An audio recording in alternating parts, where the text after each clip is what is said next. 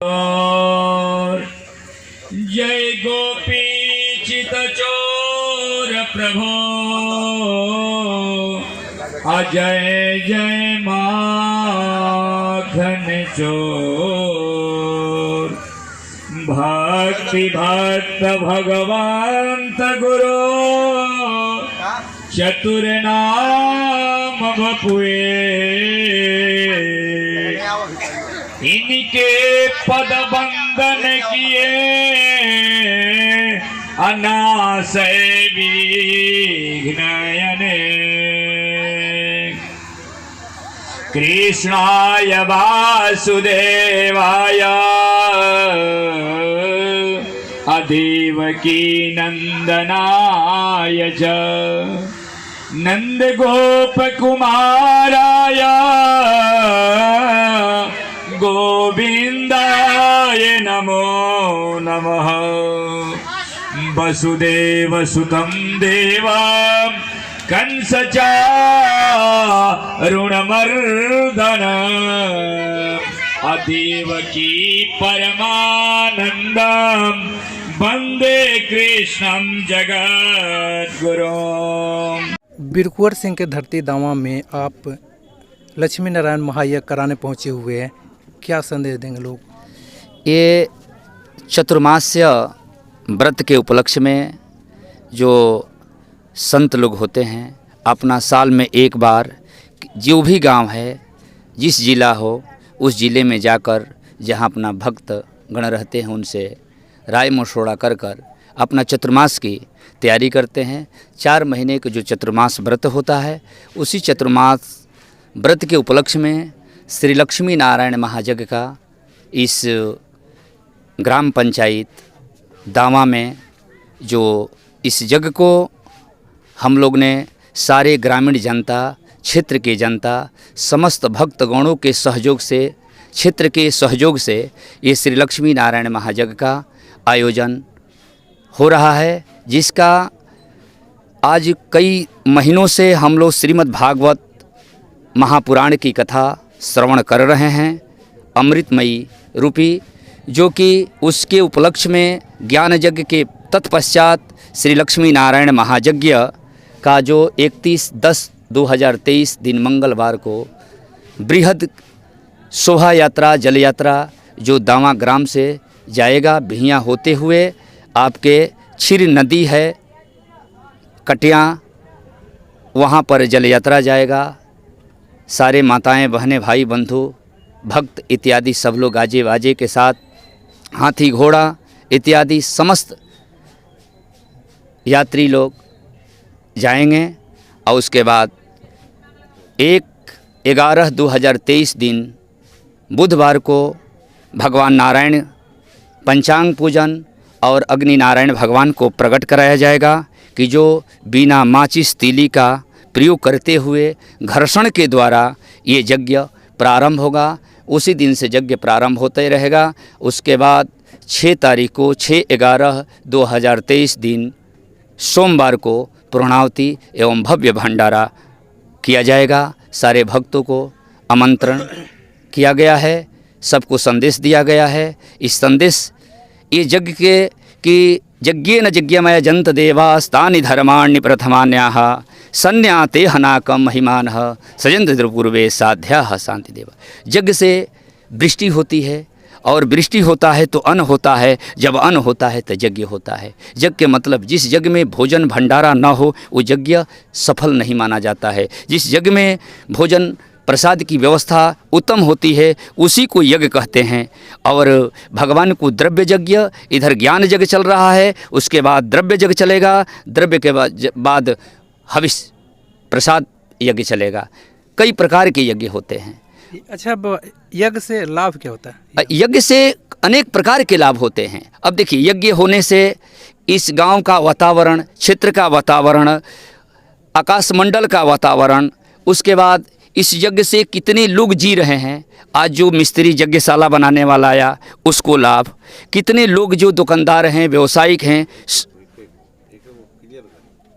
जिसे यज्ञशाला बनाने आया वो परिश्रम किया तो यज्ञ से उसका बाल बच्चा परिवार का एक पेट भरा, ठीक है।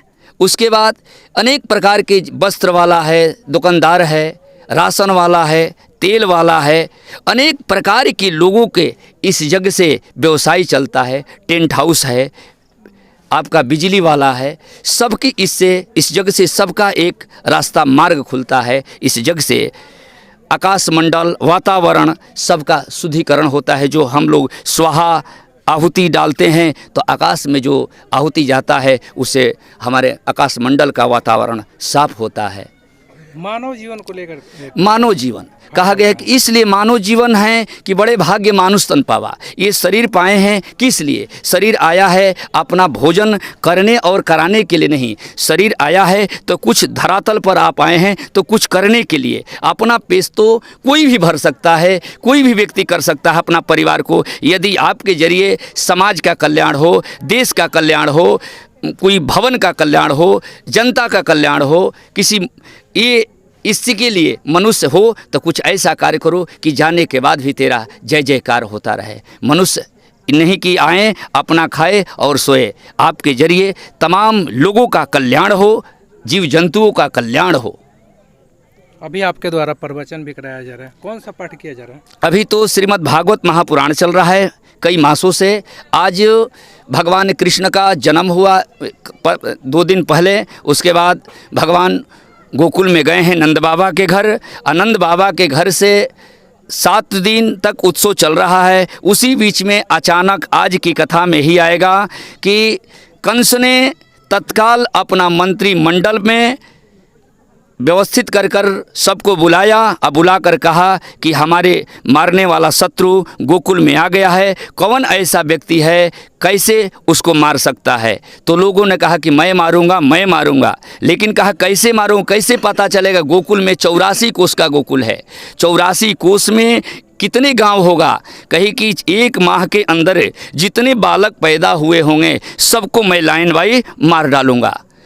तब तक पूतना ने आई, कही ये काम मैं कर सकती हूँ। कहे कैसे? कहे तुम तो इतनी काली हो, मोटी हो, इतना बड़ा तुम्हारा दांत है, तुम कैसे मार सकती हो? कही कि मैं तो अपने आप को प्लास्टर कर लूँगी, अपने दांत को तोड़ लूँगी, सुंदरी बन जाऊँगी, घूंघट लगा लूँगी। लेकिन घूंघट तो हमारे भारत देश के संस्कार में, संस्कृति में घूंघट नहीं है। घूंघट तो मुसलमानों के द्वारा है। हमारे यहाँ तो मर्यादा में अपने बड़े बुजुर्गों के सामने माथे पर पल्लू ले लो, वही मेरा संस्कार है। घूंघट टांगना ये मेरा संस्कार संस्कृत नहीं है।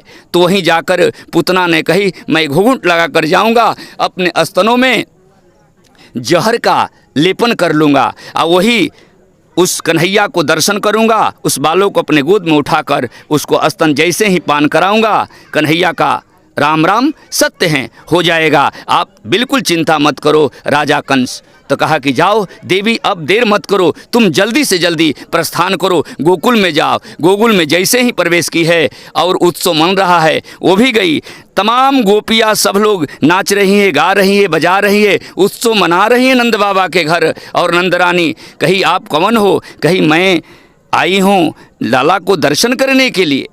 तो कही आप कौन हो? कही मैं तो सोची कि कोई ब्राह्मणी होगी। ठीक है जाओ, मैं तो व्यस्त हूँ, जाओ लाला का दर्शन कर लो। और जैसे ही लाला को दर्शन करने जाती है, जैसे ही कन्हैया को चादर से उघार कर देखती है, कन्हैया देखते ही कन्हैया का आँख बंद कर लिए। अब आँख बंद क्यों किए?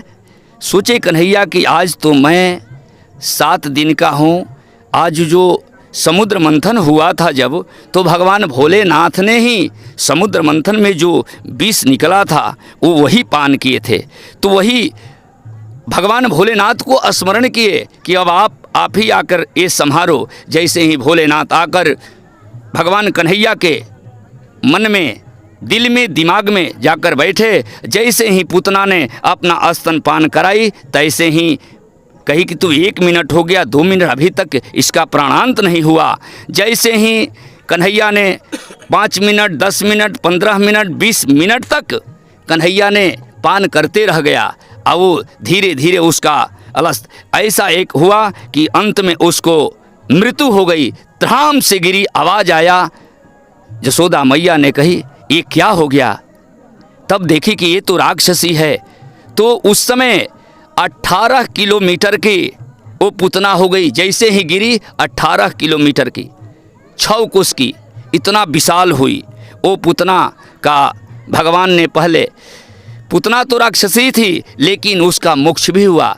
कहा गया कि जो स्तन का पान करता है जो पुत्र, वो माँ के दृश्य से, माता भी पुतना मौसी भी कहे, उसके बाद भी पुतना का भगवान कृष्ण के द्वारा वध हुआ।